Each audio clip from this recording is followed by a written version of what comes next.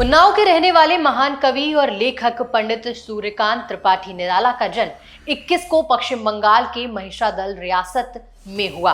हिंदी कविता के छायावादी युग के 4 प्रमुख स्तंभों में से वो एक थे। इन 4 स्तंभों को पंत प्रसाद वर्मा निराला के नाम से जाना जाता है। निराला के अलावा अन्य 3 थे, जयशंकर प्रसाद, सुमित्रा नंदन पंत और महादेवी वर्मा। निराला ने कई कहानियां, उपन्यास और निबंध लिखे, लेकिन उनकी ख्याति विशेष रूप से कविता के कारण ही रही।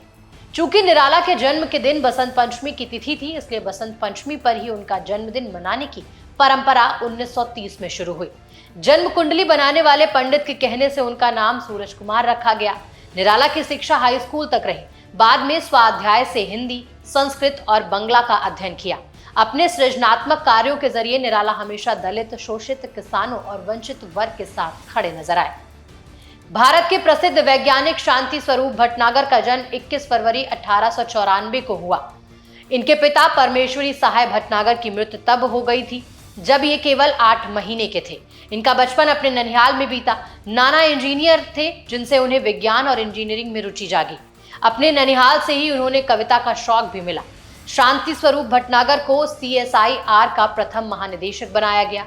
उन्हें शोध प्रयोगशालाओं का जनक भी कहा जाता है। भारत में कई बड़ी रासायनिक प्रयोगशालाओं की स्थापना करने के लिए उन्हें याद किया जाता है।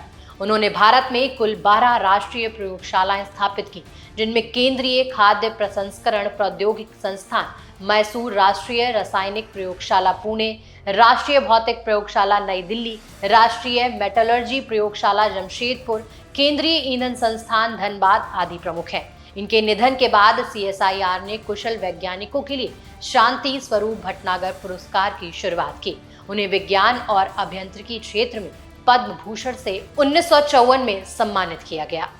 21 फरवरी 1829 को कर्नाटक की वीरांगना और स्वतंत्रता सेनानी रानी चेन्नम्मा का निधन हुआ। रानी चेन्नम्मा कुरवा कर्नाटक के कित्तूर राज्य की रानी थी। भारत के पहले स्वतंत्रता संग्राम यानी 1857 से भी 33 साल पहले 1824 में उन्होंने हड़प नीति के विरुद्ध अंग्रेजों से संघर्ष किया और इसी संघर्ष के दौरान वो वीर गति को प्राप्त हुई। भारत की स्वतंत्रता के लिए संघर्ष करने वाले सबसे पहले शासकों में उनका नाम लिया जाता है। रानी चेन्नम्मा के साहस, उनकी वीरता के कारण देश के विभिन्न हिस्सों, खासकर कर्नाटक में उन्हें विशेष सम्मान हासिल है।